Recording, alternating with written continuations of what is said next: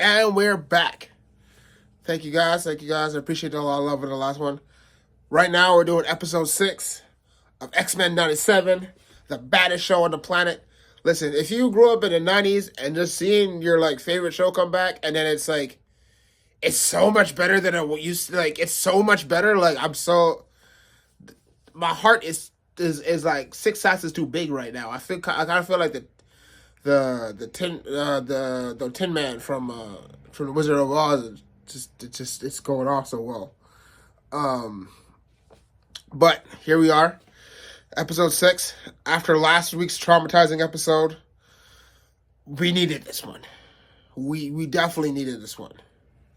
First of all, there's going to be spoilers, so if you haven't seen the episode yet, you should probably stop here and then go look a little more to the end, because I'm going to talk about it.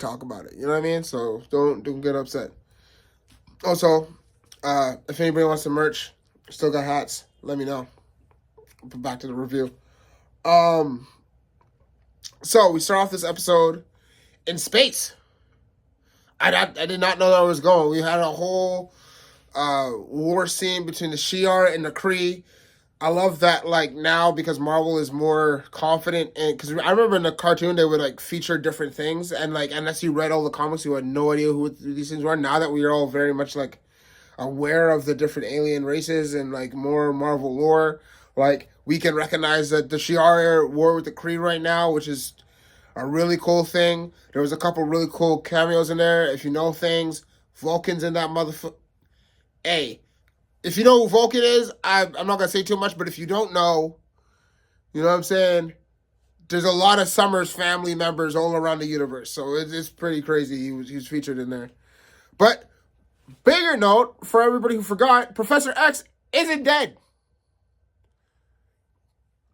He's not dead. He got healed in space with Lilandra.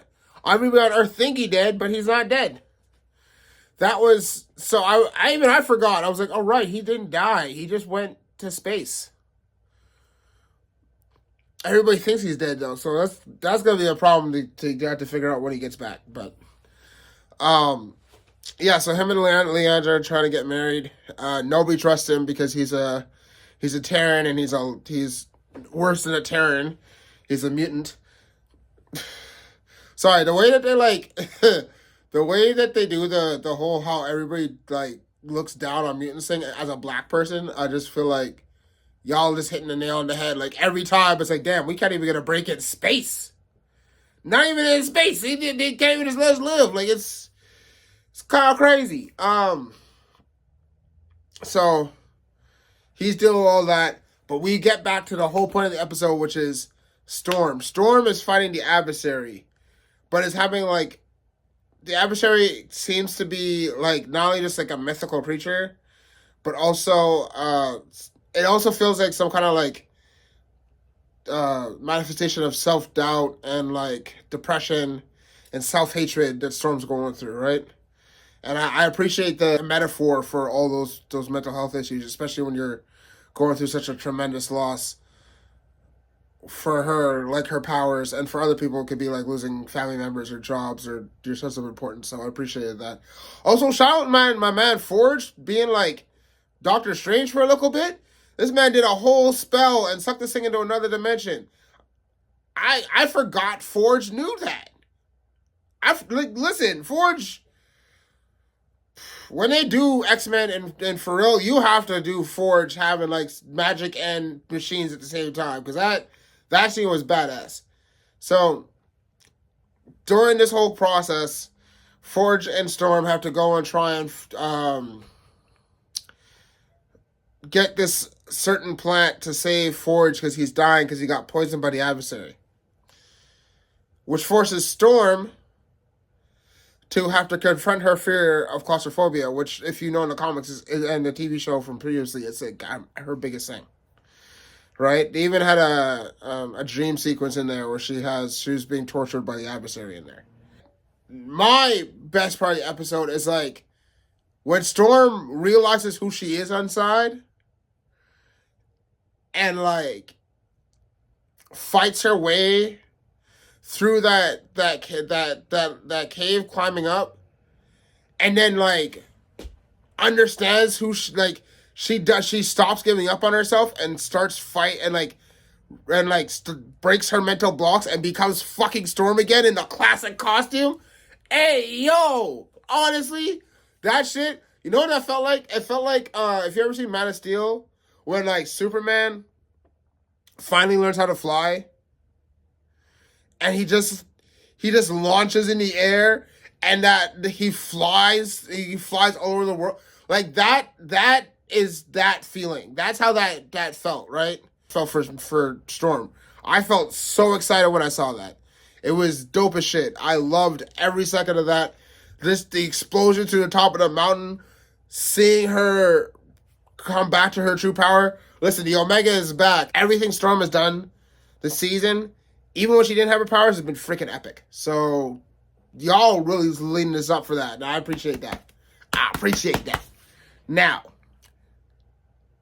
we find out that Genosha and the Life Death storyline and Professor X, they're all happening in real time. They're happening simultaneously. So, back in space, Professor X is trying to takes everybody into the astral plane and is trying to alleviate their fears about him being a leader. Oh, and like, side note, whoever is doing Professor X's voice in the show, I don't like his voice. I don't. No disrespect, but like, I don't know if the original actor who played Professor X passed away, or you just couldn't get him back. But I don't like this guy's voice. It just sounds very like nasally and weird. I'm not a big fan of it. But during the astral plane session, which is literally just them taking to a classroom, which I'm not gonna front to y'all. Like, the whole Professor X part, half of this story was kind of corny to me. Outside the initial like Shi'ar fighting the Kree thing, him kind of being in that situation was kind of it was just kind of corny to me. I wasn't really the biggest fan of that. But he has a vision of what happens on Genosha. And he basically tells Leandra, listen, ain't nobody keeping me away from my people now. I care about you, but they need me more. So if this means we're done, because I gotta go back. So Professor X is coming back. And Storm sees it around the same time and realizes everything's such a mess. So her and Forge are now going to the X-Men. We don't see what happens to the rest of the X-Men yet. But they are talking about war. They're calling it the Evolutionary War. I don't know if that's a storyline in the comics, but if it is, the next 4 episodes of this show are going to be intense as fuck.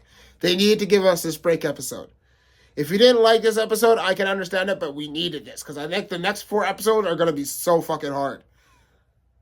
I'm not going to spoil the ending on who we're being led to believe sent the Sentinels. I don't know how I feel about it, because I want it to be somebody else. But if that's the case in the storyline, we'll see what their motivations were. Either way, I'll be back here next week to show y'all, to have a conversation with y'all, and we can get this off popping together, all right? Peace.